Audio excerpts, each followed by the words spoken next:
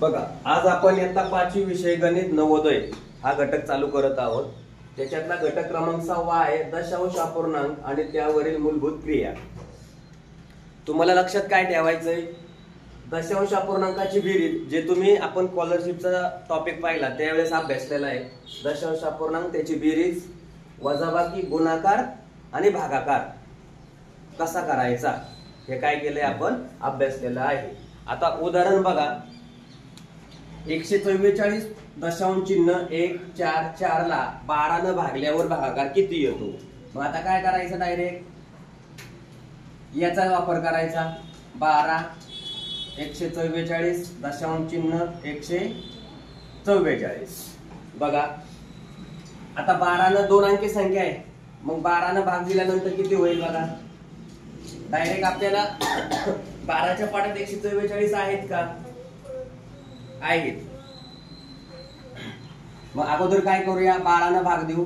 12 1 12 वरून 2 हे 24 झाले। आता 12च्या पाड्यात 24 आहेत, 12 2 किती 24, यांची वजाबाकी केली 0। इथे दशांश चिन्ह आहे, ते दशांश चिन्ह पुढे न्यायचं वरती, वरून किती घेणार एकच घर। मग आता 12 ने 1 ला भाग जात नाही, भाग द्यायचा शून्याचा, भाग शून्याचा गेला 1, वरून घेतले 4। आता 12 1 12, मग 12 तून 14 तून 12 गेले, किती राहिले 2, वरून घेतला 4 आणि 12 1 12 आणि 12 2 किती 24। मग भागाकार जो आहे हा भागाकार किती आला, 12.012, 12.012 हे त्याचं काय आलं उत्तर।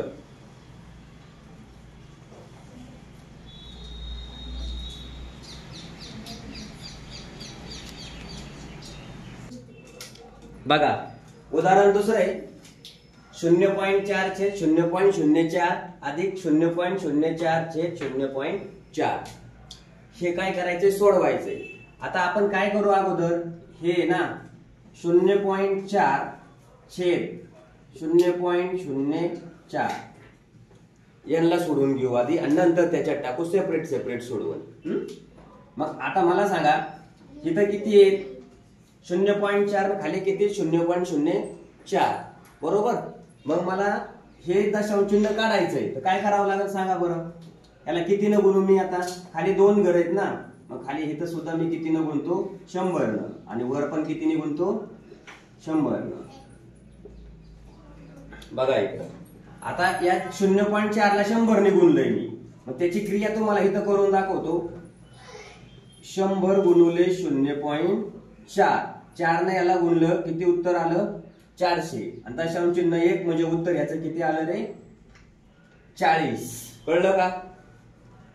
छेद आता 0.04 ला जर 100 ने गुणलं तर उत्तर किती यायला पाहिजे, आता याचं 4 किती यायला पाहिजे 4। इथं कच्चं काम करून दाखवलं त्यासाठी। आता बघा या 4 न या 40 ला भागलं, उत्तर किती आलं रे 4 दाय 40, म्हणजे याचं उत्तर किती आलं आपलं आता 10। आता दुसऱ्याचं घेऊ आपण, 0.04 छेद 0.4। आता ह्याला मी किती न गुणू रे, वर बघायचं दशांश चिन्ह कोणाकडे घर आहेत जास्त, 1 आणि 2 घर आहेत, म्हणजे छेदाला आणि अंशाला किती न गुणावं लागेल आपल्याला 100 न। इथं पण मग आता आलेलं उत्तर बघा, याचं वरच्याचं उत्तर किती आलं 4 आणि खालच्याचं उत्तर किती आलं 40। मग आता 4 न या 40 ला भागलं, कोणी भागलं याचा आणि याचा भागाकार केला तर उत्तर किती येणार आहे 1/10, किती येणार 1/10, कळलं। मग ह्याचं उत्तर जे आहे याचं उत्तर किती असायला पाहिजे 0.1 आणि याचं उत्तर किती 10। मग आता आपल्याला त्यांनी काय सांगितलं होतं, हे बघा 0.4 भागिले 0.04 प्लस 0.04 भागिले 0.4 बरोबर. बघा 0.04 याची किंमत किती आली 10 प्लस 0.04 यांची किंमत किती आली 0.1. यांची बेरीज करा, किती बेरीज आली 10.1. हे तुमचं काय झालं उत्तर. कळलं. हे असं आपण सेपरेटही करून काय करू शकतो सोडू शकतो. हे सगळं कच्चं काम आहे. हे काय आहे कच्चं काम.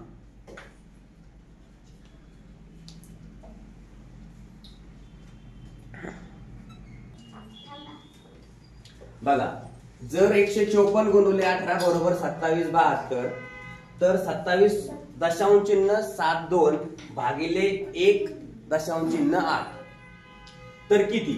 बघा इकडं अगोदर आपण काय करता येईल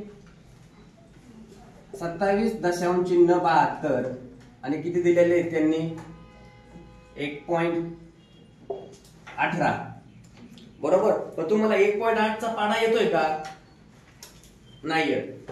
मग आपल्याला 18 चा पाडा येतो की नाही. मग ह्याला 18 रूपांतर करून घेऊ म्हणजे दशांश चिन्ह काढावं लागेल आपल्याला. हे दशांश चिन्ह काढायचं म्हणल्यावर किती न गुणू याला 10 न आणि वर्षाला पण किती न गुणतो 10 न. म्हणजे अंशाला जेवढं न गुणायचं तेवढंच ह्याला पण गुणायचंय. मग उत्तर किती आलं बघा 27 ला 2772 याला गुणलं तर 277.2 आणि इथं भागिले किती येणार आता 18. मग आता 18 ला भागता येईल तुम्हाला. बघा मी परत असं करतो याला चमच्याचा भागाकार तुमचा आवडता 18 277.2. बघा आता 18च्या पाड्यात आहेत का 27 नाहीत पण 18 पेक्षा लहान 27 पेक्षा लहान आहेत ना. कोण आहेत 18 1 18. किती आली वजा बाकी बघा 17 तून 8 गेले 17 तून 8 गेले किती राहिले 17 तून 8 गेले बघा 9 वरून घेतला 7 97. आता 18च्या पाड्यात 97 नाहीयेत पण त्याच्यापेक्षा लहान संख्या आहे कोणती 90. 18 5 90 वजाबाकी करायची वरून घेतले 7 वजाबाकी केली 7. आता दशांश चिन्ह वरती घेऊन जावा लागल. वरून किती घेतले 2. आता 18च्या पाड्यात 72 आहेत का 18 चोक 72 बरोबर किती 0. मग यांचं उत्तर किती आलं बाबा भागल्यानंतर 15.4. त्याला 15.4 कळलं. आता हे फक्त आपण सोडून घेतलंय. याच्याऐवजी तुम्ही जर इथं थोडस डोकं लावलं असतं थोडस 154 गुणिले 18 2772 दिलंय त्यांनी उत्तर. मग 2772 ला जर 18 हे भागलं तर उत्तर 154 येतं. फक्त इथं काय केलं त्यांनी दशांश चिन्ह दिलंय. इथं 2 घर दशांश चिन्ह इथं 1 घर आहे. इथं भागाकारात जर 1 घर असेल तर इथं उत्तरात सुद्धा किती यायला पाहिजे 2 घर वाढतं. गेले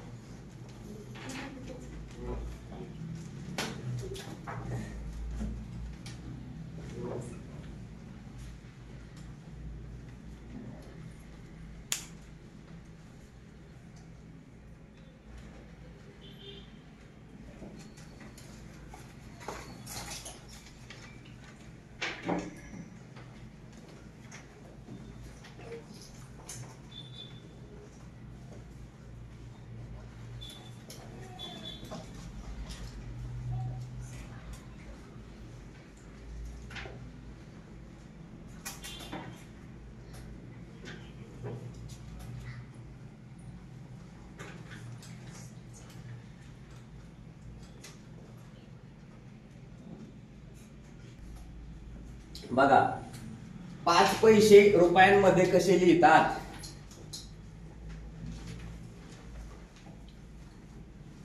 1 रुपये म्हणजे किती पैसे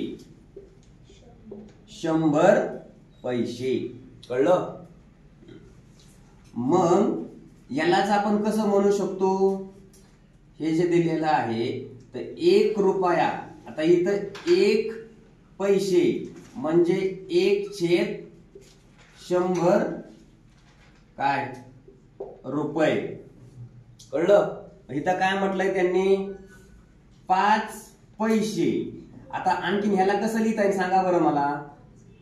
1 पैसे म्हणजे किती शून्य? 0.01 रुपये. कळलं का? मग आता आपल्याला काय दिले त्यांनी? 5 पैसे म्हटले.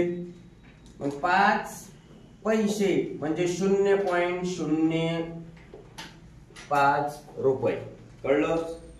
0.05 रुपये. आता 5वा प्रश्न. 0.8 आणि 0.04 यांचा गुणाकार किती? आपल्याला यांचा काय करायचा आहे? गुणाकार करायचा आहे. लक्ष द्या. 0.8. आता काय करायचं? 0.04 यांचा गुणाकार. 4 न 8 ला गुणा. 8 चोक किती आले? 32. आता काय करायचं? हे घर मोजायचे डायरेक्ट. इकडे लक्ष द्या. सगळा गुणाकार करत नाही बस. संख्याचा संख्याला गुणाकार करायचा. बाकीच्या संख्येने कुठल्याही गुणलं तरी गुणाकार किती येतो? 0. 0 ने गुणल्यावर मग 8 चोक 32 लिहिले. आता दशांश चिन्ह द्यायचंय की नाही? मग 1 2 3 घर आहे. इथं घर किती आले? 2. मग 1 2 एक घर शून्याचं द्यायचं आणि त्याच्या पुढे काय करायचा? दशांश चिन्ह द्यायचं. आणि मग हे त्याचं उत्तर 0.032. घ्या लिहून व्यवस्थित.